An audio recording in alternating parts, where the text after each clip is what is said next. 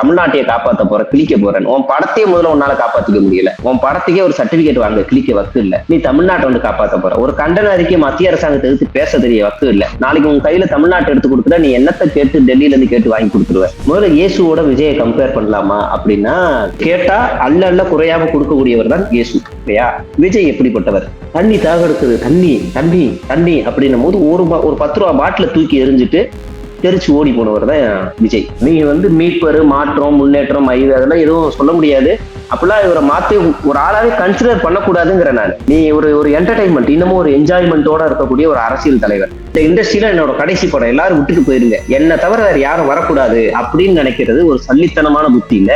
சிவகார்த்திகேயன் ஓப்பனா சொல்றாரு, நான் இவ்வளவு நாள் எனக்கு ஒரு டார்கெட் வார் நடந்திருக்கு, ஆனா சோசியல் மீடியால இந்த வாட்டி நடந்தது ஒரு எக்ஸ்ட்ரீம் குடும்பத்தெல்லாம் மாஃப் பண்றாங்க. அவர் யாரையும் சொல்லல, விர்ச்சுவல் வாரியர்ஸ் தான் சொல்றாரு. பிளாக் போல்ட் நேயர்களுக்கு வணக்கம். இன்றைக்கு நாம சந்திக்க இருக்கிற சிறப்பு விருந்தினர் தோழர் சே அவர்கள். அவர்களை வரவேற்கலாம். வணக்கம் தோழர். வணக்கம். வணக்கம் தோழர். எப்படி இருக்கீங்க? நல்லா இருக்கேன் தோழர். நீங்க எப்படி இருக்கீங்க? ரொம்ப நல்லா இருக்கேன் தோழர். வாழ்த்துக்கள் தோழர், ஒரு சேனல் ஆரம்பிச்சிருக்கீங்க. நன்றி தோழர், நம்ம சேனலுக்கு நீங்க இன்டர்வியூ கொடுக்கறதுக்கு. இன்னைக்கு நம்ம எதை பத்தி பேசலாம் அப்படின்னா, நம்ம பராசக்தியோடைய ட்ரெய்லரும் ஜனநாயகனுடைய ட்ரெய்லரும் வந்திருக்கு தோழர்.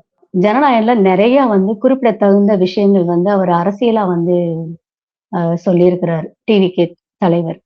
அங்க ஃபர்ஸ்ட் எப்பவுமே தமிழ் சினிமாவை பொறுத்த வரைக்கும் தளபதி அந்த மாதிரி பொங்கல், தளபதி பொங்கல் அந்த மாதிரி வரும்.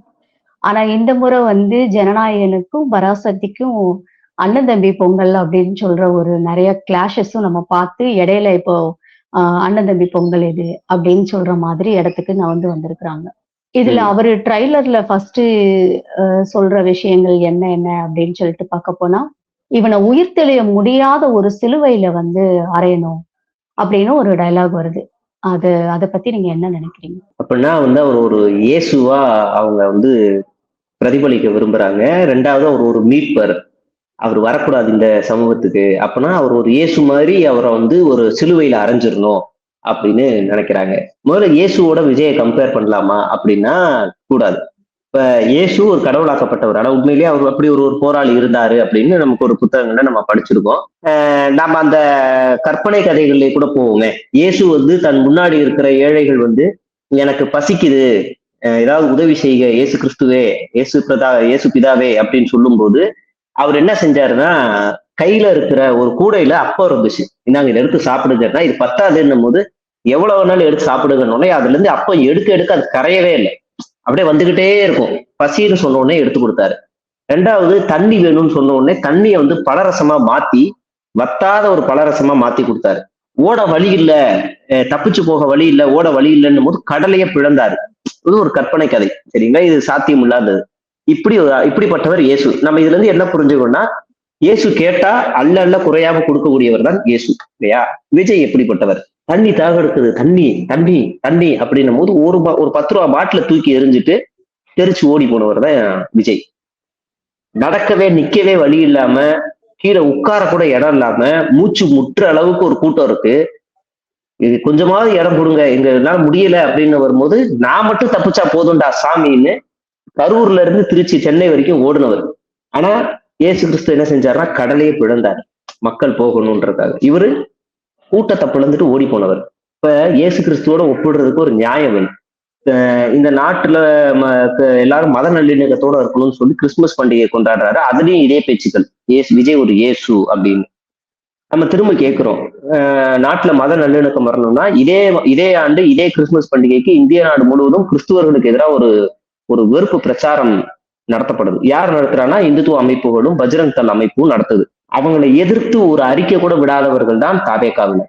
அந்த கட்சியில இருக்கிற ராஜ்மோகனோ சிடிஆரோ இல்ல அந்த கட்சியோட அபிஷியல் பேஜோலாம் அறிக்கை வெளியிடுறாங்க. ஆனா அந்த அறிக்கையில கூட பாஜக பேரோ, ஆர்எஸ்எஸ் பேரோ, இந்துத்துவ அமைப்பு பேரோ இல்ல பஜ்ரங் தள் பேரோ எதுவுமே இல்லாம ஒரு 19 வெத்த அறிக்கையை வெளியிடுறாங்க. நீங்க அப்ப ரொம்ப கவனமா வெளியிட்டு இருக்காங்க. ஆமா, அப்ப உயிர் திரள முடியாத சிலுவையில அறையணும் அப்படின்னும் போது நம்ம இதை எப்படி புரிஞ்சுக்கணும் அப்படின்னா, இயேசு கிறிஸ்துவோட பின்னாடி 2 பேர் அரைஞ்சாங்கல்ல, மொத்தம் 3 பேர் அரைஞ்சிருப்பாங்க. பின்னாடி 2 பேர் அரைஞ்சாங்கல்ல, அவங்க திருட்டு பசங்க. அப்ப விஜய் ஒரு திருடர். அந்த திருட்டு பயல தான் அந்த சிலுவையில அறையணும்னு சொல்லி அந்த வசனம் வந்திருக்கு. நாம நாம அப்படிதான் அதை எடுத்துக்கணும். இதுல என்னன்னா, ஒரு ஒரு மனுஷன ஒரு தெய்வமா கும்பிடுற ஒரு தெய்வத்தோட வந்து ஒப்பிடக்கூடாதுன்னு அவங்களுக்கே நல்லா தெரியும். அதாவது கிறிஸ்தவர்களுக்கு நல்லா தெரியும். ஒரு கிறிஸ்தவ பேர் வச்சிருக்கிறதுனாலயே வந்து அவர் மீட்பர் அப்படிங்கிற ரேஞ்சுக்கு இவங்க கொண்டாடுறாங்க அப்படின்னு சொல்லும்போது, இதுலலாம் கிறிஸ்தவர்கள் மனசு புண்படாதா தோழர்? படும்தான். அதனாலதான் சொல்றேன், இங்க ஒட்டுமொத்த கிறிஸ்துவர்களும் விஜய்க்கு ஆதரவா இருக்கா அப்படின்ற மாதிரி ஒரு மகாபலிபுரத்துல ஒரு நிகழ்ச்சி நடக்குது. ஆனா அப்படி இல்ல. மறுநாள் இன்னொரு ஒரு பிரீஸ்ட், ஒரு பாதிரியார், அவர் என்ன சொல்றாருன்னா, இன்னைக்கு இருக்க இளம் சமூகம் வந்து நடிகன் பின்னாடி போறாங்க, கையை இப்படி வைக்கிறான், அவன் கூத்தடிக்கிறவன், அவங்க பின்னாடி போய் உன் வாழ்க்கையை சீரழிக்கிற, உனக்கு அது வாழ்க்கை இல்லை அப்படின்னு அவரு ஒண்ணு சொல்றாரு.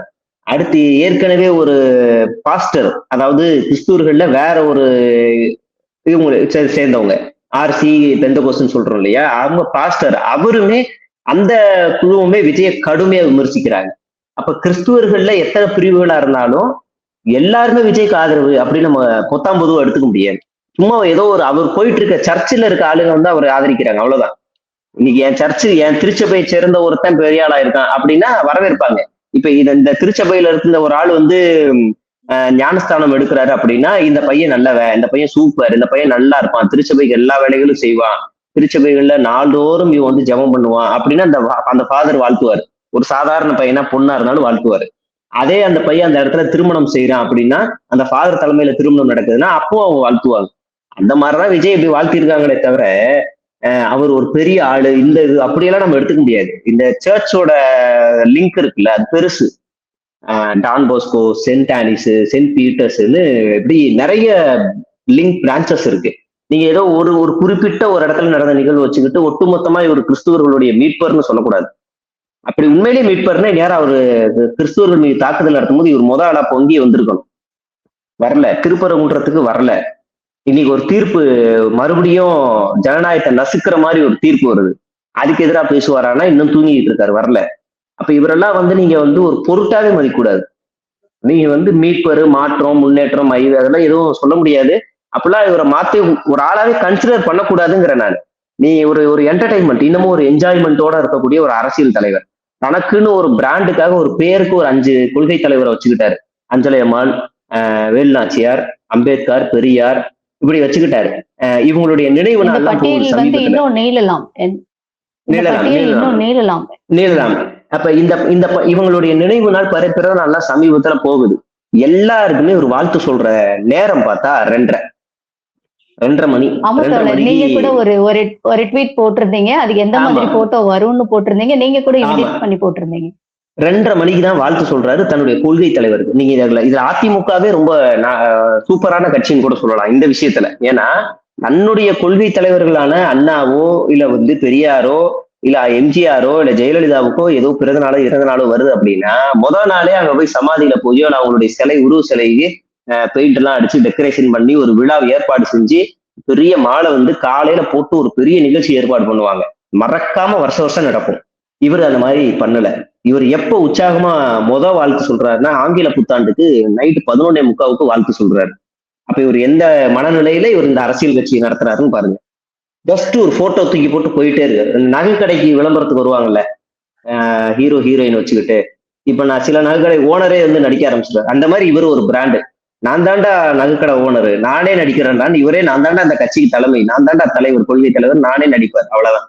இவர் இவர் ஒரு காமெடி பீஸ். இந்த தேர்தலுக்கு அப்புறமா இவருடைய யாருன்னு இவர் தெரிஞ்சிடும். இந்த தேர்தல் பிரச்சாரத்திலே இவர் யாருன்னு தெரிஞ்சிடும். ஒருவேளை அவர் வந்து அந்த ஒரு 12:30 மணி, கரெக்டா 2:30 மணிக்கு நீங்க சொன்ன மாதிரி வாழ்த்துக்கள் வருதுன்னா அப்பதானே தோழர் எழுந்திருக்கலாம். அவர் தூக்கத்துல இருந்து அப்பதான் எழுந்திருக்கலாம். எப்ப எழும்புறாரோ அப்பதானே போட முடியும். அதுதான் சொல்றேன். அப்ப நீங்க பொறுமையா எந்திரிச்சு பொறுமையா நீங்க ஐடி கம்பெனி மாதிரி கேப் வரும், 4:45 கேப் வரும், நீங்க அந்த மாதிரி வேலைக்கு தேடி போங்க. திரும்ப காலைல 5 மணிக்கு உங்களை வந்து வீட்டுல வந்து விட்டுருவாங்க. மறுபடியும் காலைல வந்து தூங்குங்க. நைட் ஷிஃப்ட் மாதிரி ஐடி கம்பெனி நிறைய சென்னையில நிறைய இருக்கு. கலைஞர் கொண்டு வந்த டைட்டில் பார்க் இருக்கு, வேலை வேணும்னா சொல்லுங்க வாங்கி தர. அப்படியான வேலை நிறைய இருக்கு. 2:30 தாராளமா எந்திரிக்கலாம். சாப்பிட்டு முடிக்கும் கரெக்டா கேப் வரும், அப்படியே நீங்க ஐடி கம்பெனிக்கு போயிடலாம். அரசியல் கட்சிக்கு அது செட் ஆகாது. அரசியல் கட்சிக்கு நீங்க அது வேற அந்த மாதிரி வரக்கூடாது. அரசியல் கட்சிக்கு திடீர்னு 2 மணிக்கு எங்கேயாவது ஒரு பிரச்சனை இருக்கும், ஓடணும் மீன்ஸ் தெரிச்சு பயந்து ஓடக்கூடாது. சம்பவம் நடக்கிற இடத்துக்கு ஓடணும். அந்த ஓட்டத்துக்கு வேணும். இப்ப அதுதான் நமக்கு தேவைப்படுது. நீங்க இப்படி வரக்கூடாதுன்னு நம்ம சொல்றோம். கண்டிப்பா தோழர். சம்பவம் பண்ணி பார்த்திருப்ப, சம்பவத்துல ரெக்கார்ட் பண்ணி பார்த்திருக்கிறியா? அப்படின்னு சொல்லிட்டு ஒரு வசனம் வருது அதுல. அது சம்பவம் என்ன மாதிரி இதுதான் சம்பவமா இருக்கும்? இல்ல அவர் என்ன ரெக்கார்ட் பண்ணிருக்காரு? இதுதான் அந்த திருத்தணி விவகாரத்தை தூண்டி விடுறதுக்கான வசனங்கள்லாம் இதுதான். நீங்க ஜெயில்ல தான் அந்த வசனம் வருது. விஜய் ஜெயில்லயே ஒரு 10-15 பேர் தூக்கி போட்டு பொழப்புறாரு. ஜெயில்னா என்ன?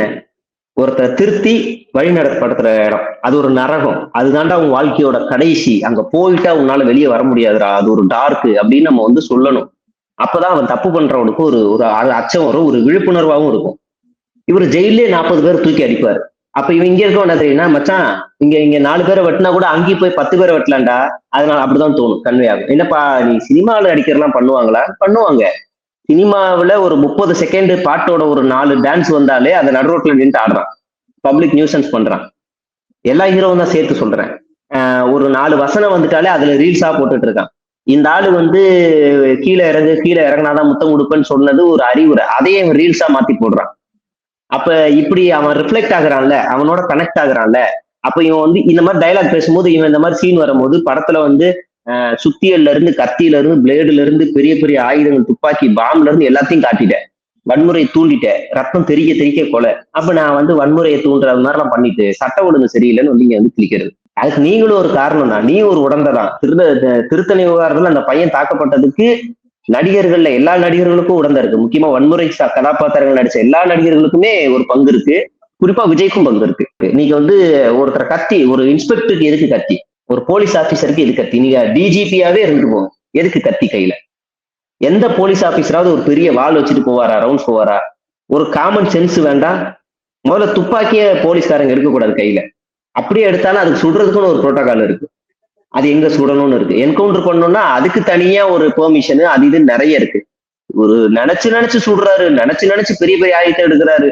இப்படி எல்லாம் வன்முறை காட்சியை காமிச்சிட்டு நான் ரெக்கார்டுலயே சம்பவம் பண்ணதுலயே ரெக்கார்டு வச்சிருக்கேன் அப்படின்னா, அதெல்லாம் இவனுக்கும் தோணும், சாதாரண பையனுக்கும் தோணும். நாமளும் பண்ணலாம்டா, நானும் ஒரு அடுத்த விஜய்டான்னு வருவான். அப்படிதான் வருவான். அப்ப நீங்க இந்த மாதிரிலாம் பண்றதெல்லாம் நிறுத்திடணும். அட்லீஸ்ட் நிறுத்தலைன்னா இனிமே படத்துல நடிக்காதீங்கன்னு ஒரு வார்த்தையோ சொல்லணும். கண்டிப்பா தோழர். இப்போ நீங்க குறிப்பிட்ட பகுதி வந்து அந்த மாநாடு நடக்கும்போது கீழே இறங்குனா முத்தம் தருவேன்னு சொல்லி கூப்பிட்டு போலீஸ்ல தானே தோழர் பிடிச்சு கொடுத்தாரு. ஆமா, பெரிய ரிமாண்ட் பண்ணி ஜெயிலுக்கா. அவனுக்கு பெரிய ரிமாண்ட் எல்லாம் கிடையாது. அவனை வான் பண்ணி வெளியே அமிச்சிட்டாங்க, அவ்வளவுதான். அவனை என்ன பண்ணிருக்கணும், ஒட்டுமொத்தமா எல்லாரையும் கூப்பிட்டு நீங்க ஒரு கமாண்ட் பண்ணிருக்கணும்.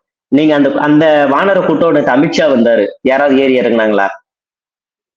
யாருமே கிடையாது. அது ஒரு ஒழுக்கமா அந்த கூட்டம் நடந்துட்டு போயிருச்சு. அதிமுக சார்பா அதே நேரத்துல நேத்து ஒரு கூட்டம் நடக்குது. ஏதாவது நடந்துச்சா? இல்ல. அதே நேரத்துல நேத்து மடிக்கணினி விழா வந்து திமுக நடத்துறாங்க. அதுல எதாவது நடந்துச்சா? இல்ல. இவர் நடத்தினா மட்டும் வருதுன்னா உன் கூட்டத்தை உன்னாலேயே கண்ட்ரோல் பண்ண முடியலன்னு அர்த்தம். இது ஒரு சினிமா கூட்டம். நீ சினிமா தியேட்டருக்குள்ள மட்டும்தான் இவங்களை வச்சிருக்கணுமே தவிர, அரசியல் கொண்டு வரும்போது நீ ப்ராப்பரா கொண்டு வரணும். ரொம்ப கரெக்டா மெயின்டைன் பண்ணி ஷார்ப் பண்ணி கொண்டு வரணும். அது கொண்டு வர மாட்டேன், அவங்களை உன்னாலே கண்ட்ரோல் பண்ண முடியலன்னா, இதுல கூத்து என்னன்னா போலீஸ் வந்து கண்ட்ரோல் பண்ணுமா இவருடைய தொண்டர்களை. போலீஸுக்கு வேற வேலை இல்லையா? நீ அரசியல் கட்சி தொடங்குவ, நீ ஊரா போவ, உன் கூட்டத்தை உன்னால கண்ட்ரோல் பண்ண முடியாது, அதை போலீஸ் வந்து பேசாம போலீஸ் உன் கட்சிக்குள்ள சேர்த்துக்க. இது என்ன கூத்தா இருக்கு நம்ம இவர் பேசுறதெல்லாம்? கூட்டத்தை வந்து கண்ட்ரோல் பண்ண முடியலன்னா அப்படின்னு நீங்க சொல்றீங்க. கூட்டத்தை கண்ட்ரோல் பண்ணணும்னு அவர் நினைக்கிறாரா, இல்ல பண்ண வேண்டாம்னு நினைக்கிறாரா? இல்ல நினைக்கலாம், இல்ல அவங்க அதை விரும்புறாரு. அவர் முன்னாடி ஒரு பெரிய கூட்டம் இருக்கணும், அதை ரசிக்கணும், அவங்க கத்த இவருக்கு ஒரு போதையாகணும், அதெல்லாமே இவர் ரசிக்கிறாரு. நீங்க நல்லா நோட் பண்ணீங்கன்னா, எந்தெந்த வசனம் பேசும்போதெல்லாம் எல்லாரும் கத்துவாங்களோ அப்பெல்லாம் அவர் ரசிப்பாரு. உதாரணத்துக்கு சொல்லணும்னா, ஆங்கில பத்திரிகையுடைய ஒரு மூத்த ஜேர்னலிஸ்ட், அவருக்கு ஜான் ஆரோக்கியசாமி டீம்ல இருந்து ஒரு போன் கால் போகுது. நீங்க நல்லா எழுதுறீங்க, எங்க தலைவர் உங்களை பார்க்கணும், நேர்ல வாங்க அப்படின்னு கூப்பிடுறாங்க. என்ன அப்படின்னு சொல்லி பார்த்தா, இவர் இல்லைங்க, உங்களுக்கு வேணும்னா நீங்க வாங்க, என் ஆபீஸ் கேபின் வாங்கன்னு அந்த பத்திரிகையாளர் சொல்றாரு. அதுக்கு ஜான் ஆரோக்கியசாமி சொல்றாரு, எங்க தலைவர் அங்க வந்தா லத்தி சார்ஜ் நடக்கும். இது ஒரு மிரட்டல் தானே, திமுரு தானே. உட்காந்து ஜட்டியோட அடிச்சு உட்கார வச்சாதான் திமுரு எல்லாம் அடங்கும். அப்போ வந்து என்ன நீங்க எதிர்பார்க்குறீங்க? அப்ப அந்த போதையை ரசிக்கிறீங்க. விஜய் வந்தா கூட்டம் வரும், விஜய் வந்தா கூட்டம் வரும்னா, விஜய் நான் எனக்கு தெரிஞ்சு பல இடங்களுக்கு அவரு கூட்டம் வந்ததும் தெரியாம போனதும் தெரியாம போயிருக்காரு, பல இடங்களுக்கு போயிருக்காரு.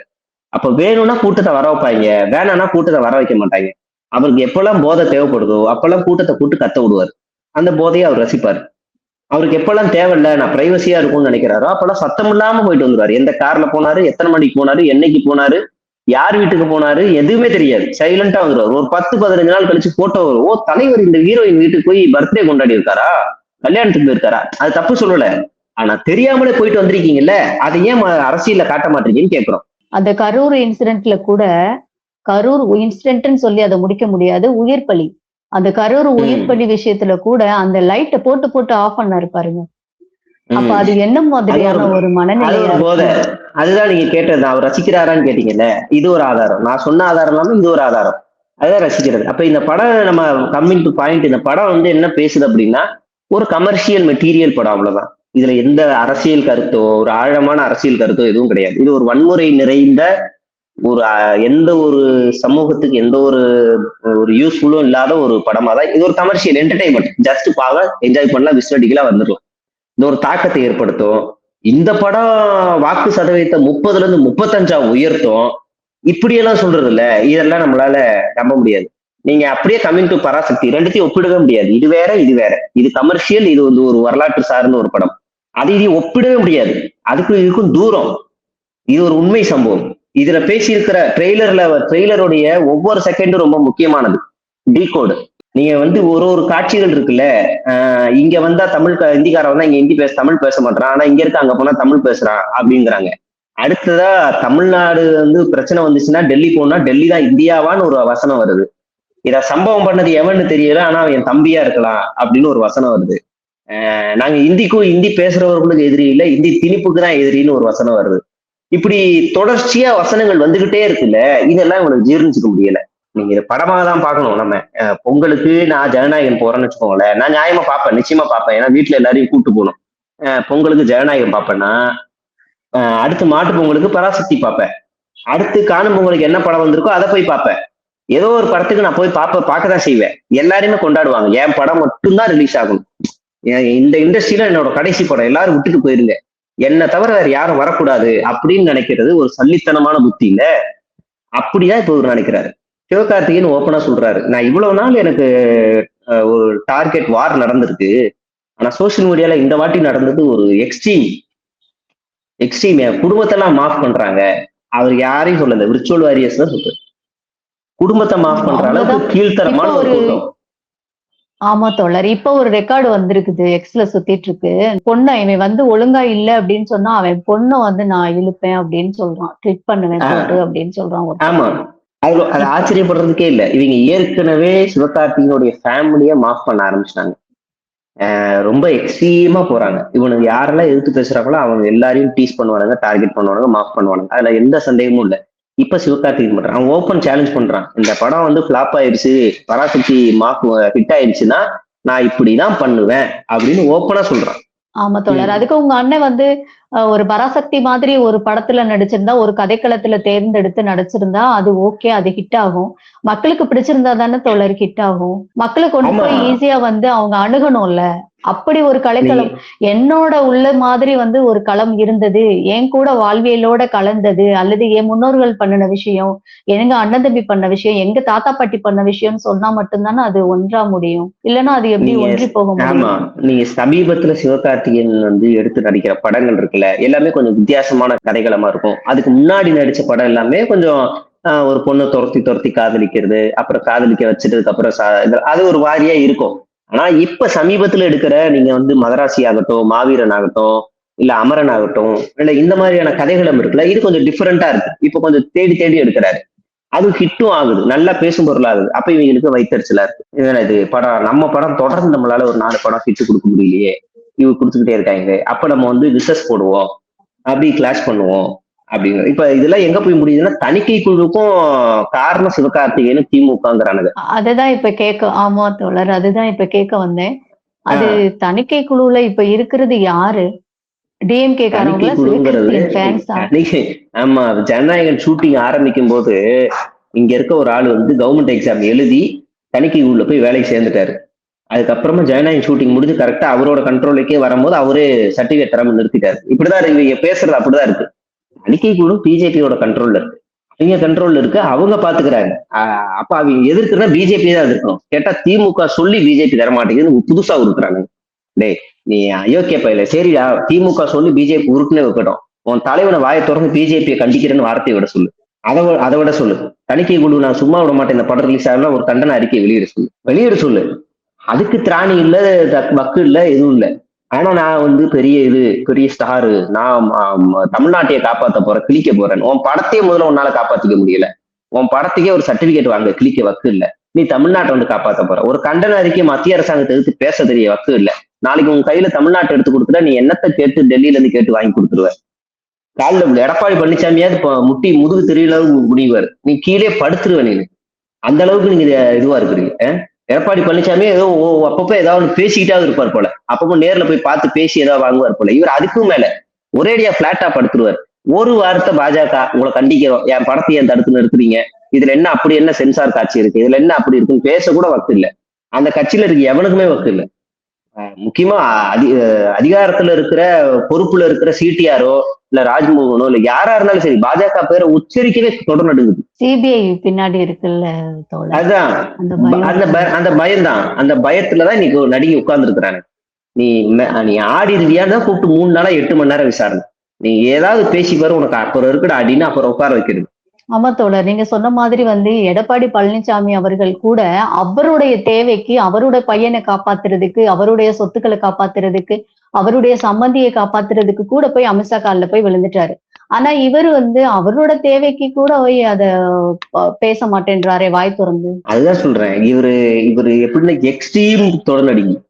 நீங்க வந்து இப்போடு கிடையாது, இதுக்கு முன்னாடியே வந்து தலைவா படம் ரிலீஸ்லயே ஆகட்டும், ஒரே ஒரு லைன், டைம் டு லீடு. ஓ நீ இவ்வளவு எதிரியா தலைவா அப்படின்னு ஜெயலலிதா உட்கார வச்சுச்சு, அடிச்சு உட்கார வச்சது. நீ எங்க ஆடு பாப்போன்னு உட்கார வச்சது. தெரிச்சு ஓடி போய் கொடநாடுல போய் உட்கார்ந்து கை கட்டி நின்று, குளூர்ல நின்று கை கட்டி மன்னிச்சிருங்க தெரியாம நடந்துருச்சுன்னு ஓடி வந்தாரு. அதுக்கப்புறமா வேலாயுதம் படத்துல நல்ல வேலை நான் ஆளுங்கட்சின்னு ஒரு வசனத்தை வேற வச்சாரு. எதுக்கு? ஜெயலலிதா ஆட்சியில் நடக்கும், நல்ல வேலை நான் ஆளுங்கட்சி. சோப்பு போட்டாதானே அடுத்த படம் ஓடும். இல்ல அவ்வளவு தொடர்நடுங்கி இவரு, அவ்வளவு தொடர்நடுங்கியா இருந்துதான் அடுத்ததா ஜெயலலிதா போன உடனே இலவச திட்டங்களை ஒழிக்கிற மாதிரி மறுபடியும் ஒரு சீன். அப்ப அதிமுக எல்லாரும் ஆளுங்கள்லாம் அடிக்க ஆரம்பிச்சிட்டாங்க திரும்ப. இவையில கடைசி வரைக்கும் டிஸ்டர்ப் பண்ணது ஏடிஎம்கே கவர்மெண்ட் தான். இந்த விஜயை காப்பாத்துனதுன்னு பார்த்தா திமுக கவர்மெண்ட் தான். பல பிரச்சனைகள்ல இருந்து காப்பாதுன்னு திமுக. ஆனா இன்னைக்கு அந்த ஆளு வந்து சம்பந்தம் இல்லாம எதிர்த்துக்கிட்டு இருக்காரு. சரி நீ எதிர்ங்க, ஒன்னும் பிரச்சனை இல்லை. எங்களுக்கு கேள்வி என்னன்னா, நான் ஒரு பத்திரிகையாளர் அவங்களை பார்க்கும்போது என்னன்னா, நீ திமுகவை மட்டும் ஏன்பா எதிர்க்கிற, பாஜகவும் இருக்கிற நான் உன்னை சரிசமமா பார்ப்பேன் அப்படின்னு நான் கேட்கிறேன். 1% எதிர்க்கலாம், 1% கூட எதிர்க்காம சும்மா பேருக்கு நகை கடைக்கு விளம்பரத்துக்கு ஒரு ஹீரோயினோட போட்டோ வைக்கிற மாதிரி கொள்கை எதிரி பாஜக அப்படி வச்சுக்கிறது. ஒரு பிராண்ட் அம்பாசிடர் மாதிரி கொள்கை எதிரி பாஜக. இதுக்கு நீங்க எதிர்க்காமலே இருக்கலாம்ல ராஜா, இதுக்கு வேணவே வேணாம், எதிர்க்காமலே இருக்கலாம்னு நம்ம சொல்லணும். கண்டிப்பா தோழர். இப்போ இவர் வந்து திருப்பரங்குன்றம் இஷ்யூலையும் வாய் திறக்கல. இது வரைக்கும் அவரோட நிலைப்பாடு என்னன்னு சொல்லல. இப்ப கிறிஸ்துமஸ் அன்னைக்கு மோடி அவர்கள் என்ன பண்றாங்க, சர்ச்சில் போய் உட்கார்ந்து அந்த பாட்டை ரசிச்சு அப்படி கேட்கிற நேரம் தான் அங்க எல்லாரும் போட்டு நொறுக்கிட்டு இருந்தாங்க, அவங்களுடைய அமைப்புகள் எல்லாமே, RSS பிஜேபி எல்லாமே. அப்போ அதுக்கும் நீ வந்து வாய் திறந்து ஒரு ட்வீட் போடல, அல்லது பேசல, ஒரு கண்டன அறிக்கை விடல, எதுவுமே பண்ணல. ஆனா நீ இந்துக்களுக்கும் நீ வந்து தலைவனா இல்ல, கிறிஸ்டியன்ஸுக்கும் நீ தலைவனா இல்ல. உன் பேரு வந்து ஜோசப் விஜய் அப்படின்ற ஒண்ணு மட்டும் தானே தவிர மற்றபடி உனக்கும் அந்த கிறிஸ்டியனுக்கும் சம்பந்தம் இல்ல. ஐ மீன் தலைவனா இல்ல. நீ அப்ப யாருக்குதான் தலைவனா இருக்க நினைக்கிற? இல்ல நீங்க இஸ்லாமியர்களே விட்டுட்டீங்க. இஸ்லாமியர்களுக்கு எதிராக விஜய் பரப்புன பிரச்சாரம் தமிழ்நாட்டுல இருக்குல்ல, அத வந்து எத்தனை கரை வச்சாலும் அழிக்கவே முடியாது, எவ்வளவு பண்ணாலும் அழிக்க முடியாது. நீங்க இஸ்லாமியர்கள்னாலே தீவிரவாதிகள், இஸ்லாமியர்கள்னாலே ஆயுதங்கள் எடுத்துட்டு வருவான், இஸ்லாமியர்கள்னாலே இந்தியாவை சீர்குலைய வைப்பான், இஸ்லாமியர்கள் ரொம்ப மோசமானவன், பாம்பு வைப்பான், மாலை ஹைஜாக் பண்ணுவான், சென்னையில அங்கங்க பாம்பு வைப்பான் அப்படின்ற மட்டுமே ஒரு படத்துல மையமா வச்சிருக்காரு. தலைவா, பீஸ்ட், வேலாயுதம் நிறைய வச்சிருக்காரு. இப்படி வச்சு வச்சு வச்சு இஸ்லாமியர்களோட வெறுப்பை கக்கிட்டு போயிருக்காரு. இன்னைக்கு ஒரு இஸ்லாமியன் வந்து போய் வாடகைக்கு வீடு கேட்க முடியுமா? நீங்க வந்து நினைச்சு பாருங்க, முஸ்லீமா அப்படின்னு கேட்பாங்க. இல்ல அவங்களே வந்து நான் நிறைய இடத்துல பார்த்திருக்கேன். ஈவன் எனக்குமே என்கிட்டயுமே அந்த ஒரு சம்பவம் நடந்திருக்கு. நாங்க முஸ்லிம்ஸ் எங்களுக்கு வீடு கொடுப்பீங்களான்னு கேக்குறாங்க. நீங்க வீடு எடுத்து வாங்க அப்படின்னு சொன்னா நாங்க முஸ்லிம்ஸ் எங்களுக்கு வீடு கொடுப்பீங்களான்னு சொல்றாங்க. அது எவ்வளவு பெரிய ஆபத்தான வார்த்தை, கருத்து. அது எவ்வளவு கருத்து. அதெல்லாமே இன்னைக்கு மாற்ற வேண்டிய நிலையில தமிழ்நாட்டிலேயே இவ்வளவு சில இடங்கள்ல இப்படி நடக்குது, நம்ம வேதனையா இருக்கு. இப்ப விஜய் மாதிரி ஆளுங்கள்லாம் உத்தரப்பிரதேசல போய் விட்டு வரலாமா? கேட்டா இந்த ஆள் தமிழ்நாடு வறண்ட பூமியா இருக்கு, தமிழ்நாடு நான் சொர்க்க பூமியா ஆக்க போறேன். இந்த வறண்ட பூமியில தானே ராஜா நீங்க 250 கோடி வரைக்கும் சம்பாரிச்ச. ஒரு படக்கும் 200 கோடி 200 300 கோடி நீ இந்த வறண்ட பூமியில தானே சம்பாரிச்ச. இங்க இருக்க ராமசாமிக்கும் குப்புசாமிக்கும் 20,000 30,000 சம்பளம் வாங்கிட்டு இருக்கும் போது உனக்கு மட்டும் 200 கோடி வருதுன்னா அப்ப எங்கேயோ தப்பு நடந்திருக்குதான்னு அர்த்தம். இந்த வறண்ட பூமியில ஒரு ஆள்கிட்ட மட்டுமே காசு போயிட்டு இருக்குன்னா அப்ப நீ இது வறண்ட பூமி நீ சொல்லக்கூடாது, ராமசாமியும் குப்புசாமியும் சொல்லணும், நீ சொல்லக்கூடாது. நீ எனக்கு கேரளாவில் போய் படம் நடிச்சியா, ஆந்திராவில் நடிச்சியா, இல்ல கர்நாடகாவில் நடிச்சியா, இல்ல வேற எங்கேயாவது பாலிவுட் ஹாலிவுட் போனியா? உன் வண்டி குதிரை சட்டைக்குள்ளேயே வண்டி ஓட்டிக்கிட்டு இருந்த. இங்கேயே நீ இவ்வளவு கோடி கோடியா சம்பாரிச்சு நல்ல லக்ஸரியான ஒரு வாழ்க்கை வாழ்ந்துகிட்டு இருக்கிற. தமிழ்நாடு வறண்ட பூமி. எப்படி வறண்ட பூமி? நீ எத்தனை நாள் போய் ரேஷன் கடையில நின்ன? என்னைக்கு கவர்மெண்ட் பஸ்ல போன? என்னைக்கு கவர்மெண்ட் ஸ்கூல் படிச்ச? என்னைக்கு கவர்மெண்ட் காலேஜ் படிச்ச? அரசோட சலுகையில ஏதாவது ஒண்ணு அனுபவிச்சிருக்கியா? ஃபுல்லாவே ஏழைட்டு. நீ என்ன பேசவே கூடாது, நீ பேசுறது தகுதியே இல்லாத ஆள். இங்க இருக்க வேற யாராவது ஒரு ஆள் அதை பேசணும். எல்லாத்தையும் அனுபவிச்சுட்டு எனக்கு இது பத்தலைன்னு பேசணும். இது எனக்கு பத்தல, இது குறையா இருக்கு, இது அரசாங்கம் எனக்கு வஞ்சனை பண்ணுதுன்னு பேசணும். நீ பேசக்கூடாது. அப்ப இவ்வளவு நம்ம பார்க்க வேண்டியிருக்கு. அப்ப இதெல்லாமும் ஒரு அரசியலுக்கும் தகுதி இல்லாதவர், சினிமாவுக்கும் தகுதி இல்லாதவர் தான் இவனுங்க ப்ரமோட் பண்ணிக்கிட்டு இருக்காங்க. அப்படிதான் இதை நம்ம பார்க்க வேண்டியிருக்கு. சினிமாவை பார்ப்போம், விஜய் நல்ல நடிகர், அப்படியே அதிலே இருந்தீங்கன்னா எங்களுக்கு எந்த பிரச்சனையும் கிடையாது. அரசியலுக்கு வரும்போது நாங்க எல்லாத்தையுமே பேச வேண்டியிருக்கோம். ஏன்னா நீங்க விமர்சனத்துக்கு அப்பாற்பட்டவர் யாரும் கிடையாது, பேசுவோம் நாங்க. கண்டிப்பா தோழர். ஆனா அவங்கதான் சொல்லியிருக்காங்களே, வீட்டுக்கு ஒரு பைக்கு, வீட்டுக்கு ஒரு காரு, அதுக்கெல்லாம் நாங்க வாங்க வழிவகை செய்வோம்னு சொல்லியிருக்காங்கல்ல தோழர். அதை பத்தி எப்படி பாக்குறீங்க? வாங்க வழிவகை செய்வோம் தான். இன்னைக்கு எந்த வீட்டுல பைக் இல்ல? எந்த வீட்டுல பைக் இல்ல? நீங்க கிராமங்களுக்கு போனா கூட 10 வீட்டுல 5 வீட்டுல 6 வீட்டுல பைக் இருக்கு. நீங்க நீங்க இப்ப காருங்கிறது ஓகே மேண்டேட்டரி. ஆனா இந்த கார் பார்க்கிங்க்கு சென்னையில எவ்வளவு பிரச்சனை வருதுன்னு தெரியுமா? அந்த ஆச்சரிய குறிக்கி இல்ல கார் கொடுப்போங்கிறீங்க. ஒண்ணும் இல்ல, இந்த சிக்னல், சென்னையோட சிக்னல்ல ஒரு பஸ்ல 70 பேர் உட்கார்ந்துருப்பான். அந்த பஸ் சிக்னலோட கடைசியில நிற்கும். முன்னாடி 50 கார் நிற்கும். அந்த 50 கார்லயும் ஒரே ஒரு ஆள் தான் உட்கார்ந்துருப்பான். இந்த ஒரு ஆள் 50 கார் போடுறதுக்காக 70 பேர் வேலை நிற்பான். அவன்லாம் என்னைக்கு முன்னேறது? இவன்ட்டையும் கார் கொடுத்தனா இப்ப இந்த பொல்யூஷன் என்ன ஆகுறது? இப்ப இந்த எல்லாத்தையும் கார் கொடுக்கறது ஒரு வகையில வளர்ச்சியா? மதுரை கோயம்புத்தூர் மாதிரி தோழர் ஒரு நிமிஷம், அவங்க கார் குடுக்குறேன்னு சொல்லல, வழிவகை செய்வோம் தான் சொல்றாங்க. இருந்துட்டு போட்டோம், குடுக்குற வழிவகைன்னு சொல்லட்டும், ஏதோ ஒண்ணு இருந்துட்டு போகட்டும். நீங்க கார் வழிவகை செய்யற குடுக்குற ஏதோ ஒண்ணு இருந்துட்டு போகட்டும். அது வளர்ச்சியா? இல்ல மதுரைக்கும் கோயம்புத்தூருக்கும் மெட்ரோ வருது, ஈக்குவலைஸ்டா ஒரே நேரத்துல எல்லாரும் டிராவல் பண்றது வளர்ச்சியா? அப்ப எது முக்கியம் உனக்கு? வீட்டுக்கு வீடு கார் முக்கியம் இல்ல ராஜா, மெட்ரோ தான் முக்கியம்னு நம்ம சொல்லுவோம். ஏன் அப்படின்னா இது மெட்ரோல பயணம் பண்றது மட்டும் கிடையாது. இந்த மெட்ரோல ஒரு மெட்ரோ ரயில் நிலையம் இன்னைக்கு வருது அப்படின்னா, இப்போ ஒரு கிண்டியில மெட்ரோ ரயில் நிலையம் வருது. கிண்டி கூட விட்டுருங்களேன், கிண்டிக்கு அடுத்ததா நிக்கிற ஆலந்தூர் மெட்ரோ வந்திருக்கு. அதுக்கு முன்னாடி ஆலந்தூர் எப்படி இருந்துச்சு? கத்திப்பாரா பிரிட்ஜை ரோடு கிராஸ் பண்ண முடியாது. கத்திப்பாரா பிரிட்ஜு கீழே எதுவுமே கிடையாது, இந்த பக்கம் எதுவும் கிடையாது. இன்னைக்கு அங்க ஒரு பெரிய ஃபுட் ஸ்ட்ரீட் ஓப்பன் ஆயிருக்கு, பெரிய ஹோட்டல்கள் ஓப்பன் ஆயிருக்கு, ஒரு பெரிய பார்க் ஓப்பன் ஆயிருக்கு, சுத்தி இருக்க லேண்ட் எல்லாமே ப்ரமோட் ஆயிருக்கு. அதே பக்கத்துல ஒரு ஐடி கம்பெனிஸ் நிறைய டெவலப் ஆயிருக்கு. ஏன்? இந்த ஒரு மெட்ரோ வந்ததுனால. இந்த மாதிரி ஒவ்வொரு மெட்ரோ ஸ்டேஷன் பக்கத்துல நீங்க கணக்கு வச்சீங்கன்னா நிறைய வளர்ச்சிகள் இருந்திருக்கு. இப்ப இதை ஒரு மத்திய அரசாங்கம் தடுத்து நிறுத்துதுன்னா, இதுக்கு குரல் கொடுக்காத தமிழ்நாட்டுல 2 ஜீவன் யாருன்னா 2 சங்கிங்க, ஒண்ணு விஜய், இன்னொன்னு எடப்பாடி பழனிசாமி. மீதி எல்லாரும் கண்டனம் தெரிவிக்கிறாங்க. இப்ப நீங்க வளர்ச்சின்ற பேர்ல கண்கட்டி வித்தையை காட்டுறதுக்கு பேர் வளர்ச்சி இல்ல, ஃபேக்டா இங்க ஒண்ணு நடக்குதுல்ல, அதுதான் வளர்ச்சி. நீங்க மெட்ரோ ரயில் திட்டத்தை இன்னும் எக்ஸ்டெண்ட் பண்ணிக்கிட்டே இருக்கிறாங்க, சென்னை முழுக்க எக்ஸ்டெண்ட் பண்றாங்க, இன்னும் 2-3 மாவட்டங்களுக்கு கொண்டு போறாங்க, அதுதான் வளர்ச்சி. இப்ப அதுக்கு நீங்க மெட்ரோன்னு சொல்லும் போதுதான் சொல்றேன், கோயம்புத்தூருக்கும் மதுரைக்கும் கேட்கும் போது கூட அவர் வாய் திறக்கவே இல்லை, கொடுக்கல, எல்லாருமே பார்த்தோம். அவரு அதுக்கும் வாய் திறக்கல. நான் இந்த படங்கள் மூலமா அவரு விதைத்த அந்த கருத்துக்கள் அது ஒரு புறம் இருக்கட்டும். நான் என்ன கேட்டேன்னா, லைவா நடந்துட்டு இருக்கு. இங்க ஹிந்துக்கள் பாதிக்கப்படுறாங்க, அங்க கிறிஸ்டியன்ஸ் பாதிக்கப்படுறாங்க கிறிஸ்துமஸ் அன்னைக்கு. அப்போ நீ லைவா நடக்கிற விஷயத்துக்கு கூட நீ குரல் கொடுக்கலையே, அப்ப நீ யாருக்கான தலைவனா இருக்க முயற்சி பண்ணிட்டு இருக்க அப்படின்றதான் இங்க பெரிய ஒரு கேள்வியா இருக்கு போல. யாருக்கான தலைவன்ற கேள்வியை தாண்டி தலைவனான்ற கேள்வியே முதல்ல வரும். உண்மைதான் தோழர். நான் முதல்ல முன்னாடி ஒரு இடத்துல கேட்டிருந்தேன், நீங்க கட்சி தலைவரா பாக்கணுமா இல்ல நடிகரா பாக்கணுமா அவரை அப்படின்னு சொல்லிட்டு. அதே கேள்வி உங்கள்கிட்ட வைக்கிறேன்.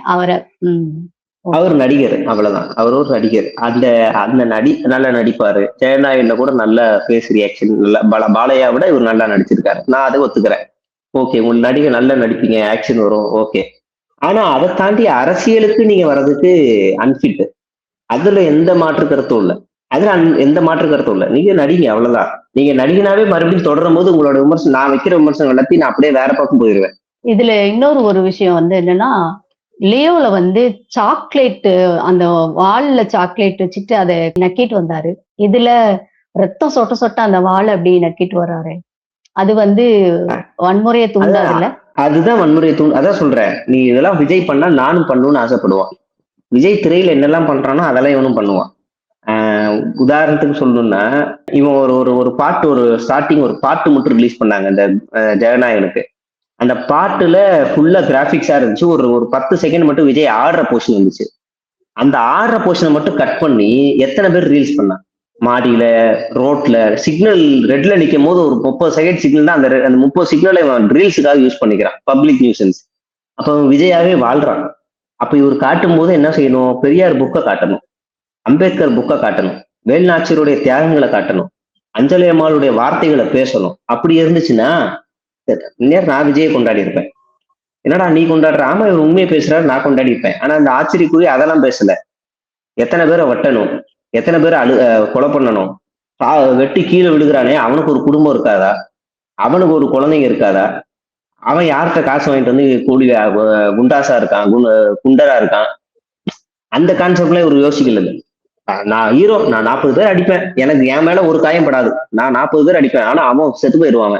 அப்படி காட்சிகளை காட்டும் போது இவனு கீழே இருக்கணும், விஜயா வாழுவான். இதுல வந்து திரும்பி போற ஐடியாவே இல்லைன்னு சொல்லிட்டு ஒரு வசனம் சொல்றாரு. இதை பற்றி உங்க பார்வை?